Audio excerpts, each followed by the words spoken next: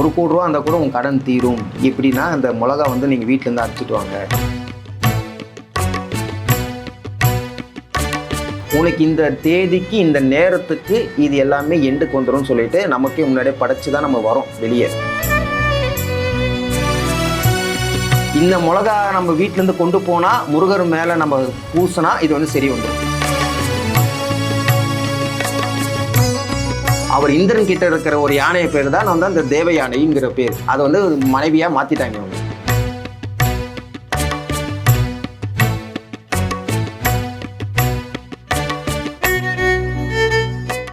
ஐயா வணக்கம் ஐயா. இப்போ வணக்கம். ஓகே ஐயா. ஐயா இப்போ இந்த வீடியோ எதுக்காக அப்படின்னா, அங்கே நிறைய கமெண்ட்ஸ் வருது, நிறையா விஷயங்கள் நம்ம பார்க்குறோம். அது எல்லாத்தையுமே வந்து ஒரு ஒரு ஒரு கொஸ்டின் அண்ட் ஆன்சராக ஒரு முருகரோட ஒரு பக்தராக இருந்து கேட்குற கேள்விக்கு ஒரு ஆன்சர் ட்ரபிள் வீடியோவாக தான் இந்த வீடியோ இருக்க போகுது. ஸோ இதில் ஃபர்ஸ்ட் இப்போ ட்ரெண்டாக இருக்க இந்த மிளகு அபிஷேகம், இது வந்து ரொம்ப பரவலாக பேசிக்கிட்டு இருக்கேன். இந்த அஸ்ட்ராலஜிஸ்ட்லாம் வந்து கடன் பிரச்சனை இருந்தால் இதெல்லாம் பண்ணலாம், இந்த மாதிரியான விஷயங்கள்லாம் நீங்கள் பரிகாரம்லாம் பண்ணுங்கள், முருகரே உங்களுக்கு ஏற்றுப்பார், எல்லாத்தையும் முருகராகவே முடிச்சு விட்டுருவார் அப்படின்ற மாதிரிலாம் சொல்கிறாங்க. ஸோ அதை பற்றி உங்களோட கருத்து என்ன, உங்களோட இது என்னன்றதை நீங்கள் ஷேர் பண்ணுங்கள்.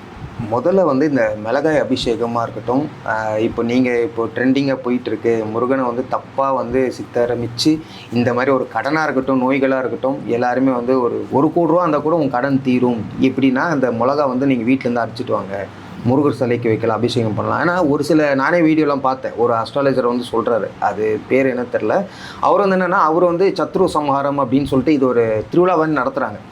லட்சக்கணக்கான பக்தர்களை வர வச்சு அந்த பக்தர்களுக்கு வந்து அவங்கவுங்களுக்கு தனித்தனி பிரச்சனை இருக்கும். என்னென்னா கடன் பிரச்சனை இருக்கும், தீராத நோய் பிரச்சனை. ஆனால் அவர் சேலஞ்சு பண்ணுறாரு, மிளகா அபிஷேகம் பண்ணாதனால மட்டும்தான் வந்து அது தீரும், அது வந்து முருகர் வந்து உறிஞ்சிக்கிறார். எனக்கு ஒரே ஒரு கேள்வி என்னென்னா, இந்த மிளகா அபிஷேகம் பண்ணுறதுனால வந்து அது ஒரு எரிச்சல் தன்மை தான். இந்த மிளகாய்ங்கிறது வந்து எரிச்சல் தன்மை தான். இப்போ நம்ம கோயிலெல்லாம் முருகப்பெருமானுக்கு நம்ம பண்ணுறது வந்து பன்னீரில் அபிஷேகம் பண்ணுறோம், பாலில் அபிஷேகம் பண்ணுறோம். அவரை பார்த்து அது என்னதான் அதை வந்து சிலையாக இருந்தாலும் அங்கே அவர் ஒரு உயிரோட்டமாக இருக்கார். அவருக்கு என்ன பிடிக்கும் என்ன பிடிக்காதுன்னு நம்ம பார்த்து பண்ணுற இடையில இங்கே நீங்கள் உங்களுக்கு வந்து ஒரு பிஸ்னஸ் லாஸ் ஆகிடுச்சு, 1 கோடி ரூபா உங்களுக்கு கடனாக இருக்குது, இல்லை நான் 50 லட்சத்தை என் தேவைக்கு நான் வாங்கிட்டேன், இல்லை குடும்ப சூழ்நிலைக்கு நான் வாங்கிட்டேன், இது வந்து முருகர் ஏற்றுப்பார்னா எந்த வகையில் இது வந்து சாத்தியம்? முதல் கேள்வி இது மட்டும். தீராத நோய், நிறைய பேர் வந்து கேன்சர் பேஷண்ட்டாக இருக்கலாம், இல்லை வேறு ஏதாவது தோல் சார்ந்த நோயாக இருக்கலாம். இப்போ வந்து என்னென்னா லங்ஸ் ப்ராப்ளம் ஒருத்தவங்க சொல்லிகிட்டு இருக்காங்க. இப்போ எல்லாமே வந்துங்க, மனிதருக்கு நீங்கள் ஒரு பர்த் எடுத்துட்டீங்கல்ல, இந்த ஒரு தாய் வயிற்றுலேருந்து வெளியே வரும்போதே ஒரு பர்த் எடுத்துட்டீங்க. அந்த பர்த் எடுத்ததுலேருந்து உங்களுக்கு என்னென்னா இந்த ஜென்மம், இந்த லைஃப், உனக்கு இந்த தேதிக்கு இந்த நேரத்துக்கு இது எல்லாமே எண்டுக்கு வந்துடும் சொல்லிட்டு நமக்கே முன்னாடியே படைச்சு தான் நம்ம வரோம் வெளியே. அப்போது இந்தந்த கடவுள், இந்தந்த இறை சக்தியை நீங்கள் வந்து தொடர்ந்தால் உனக்கு அதுலேருந்து ஒரு லைஃப் சேஞ்ச் ஓவர் ஆகும். இது எப்போனா நமக்கு பிறந்தோடனே தெரிஞ்சிடாது. இது லாஸ்ட்டாக நம்ம டீப்பராக போக நம்ம வளர இந்த இயற்கையும் பிரபஞ்சமும் நம்மளை வந்து ஒரு ஆளாக்கி நம்மளை வந்து எந்த இறைவன்கிட்ட போனால் நம்ம வந்து அவர் பின்னாடி நம்ம போனால் நம்ம வாழ்க்கை மாறுமோ, அவர் அந்த இறைவனை நமக்கு பிரபஞ்சம் நம்ம கொடுக்கும். மோஸ்ட் ஆஃப் திங் நான் என்ன சொல்கிறேன்னா, இந்த மிளகா அபிஷேகம் பண்ணுறதால வந்து உங்கள் கடனும் குறைய போகிறது கிடையாது, தீராத நோயும் வந்து தீர போகிறதும் கிடையாது. எப்படி உங்களுக்கு மனசு வருது முருகப்பெருமானுக்கு வந்து நீங்கள் பண்ணுறது? ஏன்னா அது என்னால் ஏற்றுக்கவும் முடியாது. அதே கமெண்ட் செக்ஷனில் இருக்கிறவங்கள அதை நானும் பார்த்துருக்கேன். எனக்கு ஒரு 15 லட்ச ரூபா ஹவுசிங் லோன் வாங்கியிருக்கேன், நான் இஎம்ஐ கட்ட முடியாமல் வீடு ஜப்தி பண்ணுற அளவுக்கு வந்தாச்சு, நான் முருக பக்தன் தான், நான் முருகனை மட்டும்தான் வழிபடுறேன் அப்படின்னு சொல்கிறாங்க. இந்த சத்ரு சம்ஹாரத்தை நான் கலந்துக்கிட்டேன்னு சொல்கிறாங்க. கிட்டத்தட்ட 2 வருஷமாக அவர் கலந்துக்கிட்டார். ஆனால் அந்த 2 வருஷமாக போய் அவருக்கு பலனே இல்லைன்னா இதுக்கு என்ன சொல்லுவீங்க? இது வந்து முருகர் மேலே ஃபால்ட்டா, இல்லை இவரோட ஃபால்ட்டா, இதை நடத்தினவங்க மேலே ஃபால்ட்டா? இது யாராலையும் நம்ம வந்து கொஸ்டின் ப்ளேம் பண்ணவே முடியாது. அப்போது இவருக்கு நம்பிக்கை என்னென்னா, இந்த மிளகா நம்ம வீட்டிலேருந்து கொண்டு போனால் முருகர் மேலே நம்ம பூசினா இது வந்து சரி வந்துடும்.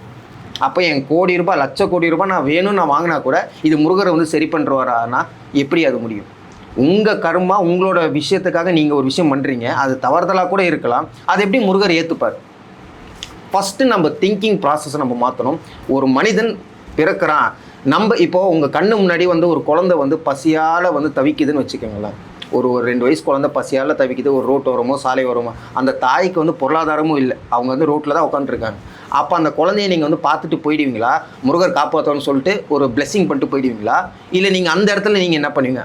ஒன்ஸ் ஒரே ஆக்ஷன் அங்கே என்ன ரியாக்ட் பண்ண முடியும்? ஒன்று அந்த குழந்தைக்கு பிஸ்கெட் வாங்கி கொடு, இல்லை ஒரு உணவு வாங்கி கொடு, இல்லை அதுக்கும் கட்ட மேலே எனக்கு முருகப்பெருமான் எல்லாமே அவரால் தான் நான் இங்கே இருக்கேன்னா, இப்போ நம்ம என்ன பண்ணுவோம்னா, நம்ம அந்த இடத்துல போய் அவங்களுக்கு என்ன வாழ்வாதாரம், அந்த குழந்தைக்கு என்ன கல்வி முறையாக இருக்கட்டும், உணவு முறையாக இருக்கட்டும், வாழ்வாதாரத்துக்கு என்ன தேவையோ அதை நம்ம பண்ணுவோம். அதே மாதிரி தான் இந்த செயல்கள் பண்ணாலே நீங்கள் பண்ண பாவத்திலேருந்து விடுபட்டுடலாமே. பரிகாரம் சொல்லிட்டு எல்லோரும் போகிறீங்கல்ல, எல்லா கோயிலுக்கும் பரிகார திட்டம்னு எல்லாமே வச்சுருப்பாங்க. இப்போ ஒரு ஆள் பார்த்து இப்போ கல்யாணம் நடக்கலன்னா பரிகாரம், கடன் பிரச்சனை பரிகாரம், வீட்டில் கெட்ட சக்தினா இந்த பரிகாரம் பண்ணி வந்து யூஸ்மே இல்லையே. நீங்கள் ஒரு 4 பேருக்கு நல்லது பண்ணாலே இதுலேருந்து நீங்கள் இப்போது சனி பார்வையும் இந்த வந்து நிறைய அஸ்ட்ராலஜர் சொல்கிறாங்களே, இந்த 7.5 நாட்டு சனி, எனக்கு இந்த சனி வந்து ரொம்ப வாட்டுறாரு. நம்ம ஆட்கள் எல்லாருமே வந்து டிவியில் பார்க்குறதே வந்து தினசரியாக வந்து இந்த ராசி பலன்கள் பார்ப்போம். இன்றைக்கி என்ன சனி பயிற்சி போயிட்டுருக்கு, நம்ம இதுலேருந்து எஸ்பிஎஸ்கே சொல்கிறவங்க எல்லாருமே ஒரு மனிதர்கள் தானே, அவங்க வந்து கடவுள்கள் கிடையாது, கணிக்க போகிறது கிடையாது, ஜஸ்ட் ஒரு ப்ரிடிக்ஷன் தானே. இந்த ப்ரிடிக்ஷனில் வந்து சிலது 100% நடக்கலாம், நடக்காமலும் போகலாம். நம்ம வந்து சித்தர்களோ தேவர்களும் கிடையாது. அப்போது நான் பேசிக்காக ஒன்லைனாக என்ன சொல்ல வரேன்னா, நீங்கள் சனி பயிற்சியோ இல்லை ராகு பயிற்சியோ கேது பயிற்சியோ அதெல்லாம் நமக்கு தேவையில்லை. நீங்கள் உங்கள் சோலுக்கு நீங்கள் கரெக்டாக இருக்கீங்களா, உங்கள் மனசுக்கு நீங்கள் கரெக்டாக இருக்கீங்களா? ஒரு விஷயம் நம்ம பண்ணும்போது கடவுள் இதை பண்ணால் நம்மளை மேலே ஒருத்தன் பார்த்துட்டு இருக்கான், முருகப்பெருமான் நம்மளை பார்த்துட்டு இருக்கா, முருகருக்காக நான் இது பண்ணுறேன்னா அது பண்ணுறது ஒரு நல்ல விஷயமா இருந்தாலும் உங்களால் பண்ண முடியலன்னு கூட கெட்டதை நினைக்காதீங்க. இதுவே ஒரு மிக சிறிய பரிகாரம் தான் எனக்கு பொறுத்த வரைக்கும். சிறப்பு ஐயா, ரொம்ப தெளிவாக சொல்லியிருக்கீங்க. இப்போ இந்த இன்னொரு கேள்வி வந்து ரொம்ப பரவாயில்ல இருக்கிறது, நான் நிறைய கோயிலில் வந்து வெறும் முருகர் மட்டும்தான் இருக்கார், நிறைய கோயிலில் வந்து வள்ளி தேவியானோடு இருக்காங்க, ஒரு சில கோயில் வந்து வெறும் வள்ளிக்கு மட்டும் கோயில் இருக்குது அப்படின்னு. ஸோ இந்த விஷயத்தை பற்றி கொஞ்சம் உங்களோட பார்வைகள் சொன்னீங்கன்னா நல்லாயிருக்கும். நம்ம தலைவன் முருகப்பெருமானுக்கு வந்து இப்போன்னு கிடையாது, நம்ம தமிழை வந்து நமக்கு கொடுத்தவரே வந்து தலைவன் முருகப்பெருமான் மட்டும்தான். நம்ம ஏன் தலைவர் நம்ம ஏன் சொல்கிறோம்? இப்போது அப்பார்ட் ஃப்ரம் தி அரசியலை விட்டுருங்க, தமிழ் தலைவர் யாருனாலும் யாரை கேட்டாலும் இந்த தமிழை கொடுத்தவனே முருகப்பெருமான் மட்டும்தான். அப்போது இந்த தமிழர்களோட கலாச்சாரம் என்னங்க? இப்போ நம்ம கலாச்சாரம் இருக்குது, நம்மள வந்து தமிழர்களோட வர்க்கம், தமிழரோட வம்சம். நம்ம கலாச்சாரம் என்னன்னா, ஒருத்தனுக்கு ஒருத்தி. இப்போது ஒரு வீட்டில் வந்து 2 மனைவியோட எப்படி வாழ முடியும்? ஒரு தமிழராக இருக்க நான் கேள்வி கேட்குறேன் என்னென்னா, இப்போ ஒரு கணவன் மனைவியும் இருக்காங்கன்னா, இப்போ எனக்கு இன்னொரு பொண்ணோட எனக்கு காதல் வந்துச்சு, அந்த பொண்ணை நான் திருமணம் பண்ணிக்கிறேன்னா எப்படி அந்த உங்கள் மனைவி ஏற்றுப்பாங்க? நார்மலாக ஏற்றுக்கவே மாட்டாங்க. இதுதான் ஒரு மெயின் ஒரு அசம்ஷன். இது வந்து பொசசிவ்னஸாக கூட இருக்கலாம். அப்போது தமிழர்களுக்கு நம்ம பாட்டன் முப்பாட்டன் காலத்துலேருந்து இந்த வழிபாட்டு முறையில் தான் நம்ம வந்துட்டுருக்கோம். நமக்கு அதை தான் வந்து கற்றும் கொடுத்துருக்காங்க, நம்ம அதை ஊற்றி வளர்த்துருப்போம். இப்போ இந்த கலாச்சாரத்தில் வரும்போது முருகப்பெருமானுக்கு மட்டும் எப்படி 2 மனைவிகள் வந்து எப்படி? இது வந்து புராண கதைகளை பார்த்து நீங்கள், புராணங்கிறது எப்போ தெரியுமாங்க வந்தது? இந்த இயேசு பிறந்ததுக்கு அப்புறம் தான், இந்த கிபி 7ஆம் நூற்றாண்டு தான் சொல்லியிருப்பாங்க. அந்த கிபி 7ஆம் நூற்றாண்டில் தான் இந்த புராண கதை, இந்த பல்லவர் எப்போ ஆட்சி செஞ்சாங்களோ அப்போ தான் இதெல்லாம் வந்து எழுதப்பட்டிருக்குது. அதுக்கு முன்னாடி வந்து நம்ம முருகப்பெருமானே வந்து கிட்டத்தட்ட 10,000 15,000 வருஷத்துக்கு முன்னாடி, அதுக்கு ஆண்டே சரியான ஒரு குறிப்பான ஒரு ஆண்டே கிடையாது. நம்ம முருகப்பெருமான் எப்போ இருந்தார், எப்போ அவர் ஆரம்பித்தார், இதெல்லாம் கொடுக்குறது இதுக்கு ஒரு சான்றே இல்லை. அப்போது சங்க இலக்கியத்தில் என்ன, நம்ம புராண நூற்றாண்டில் என்ன கொடுத்துருக்காங்கன்னா, முருகனுக்கு தலைவனுக்கும் தலைவிக்கும் ஒன்று தான். தலைவன்னா யாருன்னா ஒரு ஆண், தலைவினா பெண். அப்போது தலைவனும் தலைவியும் மட்டும்தான். அப்போது தலைவன் யார்? முருகப்பெருமான் தான். அப்போ தலைவி வள்ளி மட்டும்தானே. இந்த வள்ளிக்குன்னு மலை நிறையவே இருக்குது. நம்ம வள்ளி தாயாருக்கு மலை இருக்குது, ஒரு கோயில் கூட இருக்குது, வேலூர் மாவட்டத்தில் வள்ளி மலைன்னே இருக்குது. அப்போது இந்த தேவயானை நிறைய பேர் இடத்துல சொன்னாங்க தேவசேனா அப்படின்னு சொல்கிறாங்க. அந்த தேவசேனாக்கான தனியான ஒரு ஸ்தலம் எங்கே இருக்குது? திருப்பரங்குன்றத்தில் வந்து கல்யாணம் பண்ணாங்கங்க, 2 மனைவிகள் இருக்காங்க அப்படின்னு.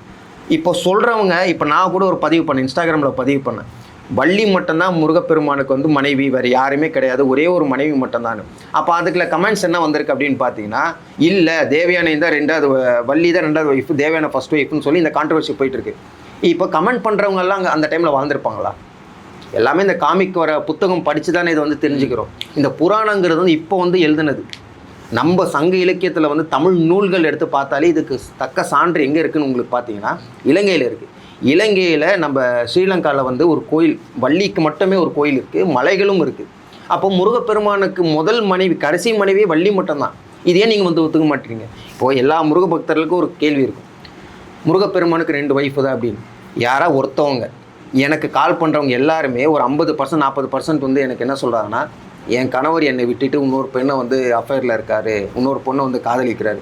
அப்போ உங்களாலே ஏற்றுக்க முடியல. அப்போ முருகப்பெருமானுக்கு வந்து 2 ஒய்ஃப் நீங்கள் எப்படி மனசு ஏற்றுக்கிறீங்க? இதுதான் ஒரே ஒரு கேள்வி எனக்கு. இது வந்து தப்பான ஒரு சித்தமைப்பு. இது முருகப்பெருமானுக்கு வள்ளி மட்டும்தான் மனைவி. அது கல்யாணம் ஆச்சுன்னா கூட அது வந்து சரியான நமக்கு சான்றிதழ் இல்லை. அப்போது முருகனுக்கு வள்ளி மட்டும்தான், வேறு யாருமே கிடையாது. இது எந்த இது இந்த இந்த இது இந்த இந்த இந்த விஷயத்துக்கு நம்ம ஒரு போதிய ஆதாரம் வச்சு தான் நம்ம ஜட்ஜ் பண்ண முடியும், நம்ம ப்ரூவும் பண்ண முடியும். அதுக்கான 2 மனைவி தான் இருக்காங்கன்னு சொல்லிட்டு எந்த ஒரு சயின்டிஃபிக்கான ஒரு ஆதாரமும் இல்லை. ஓகே ஐயா. அப்போ தேவயானி யாருன்னு நீங்கள் சொல்கிறீங்க?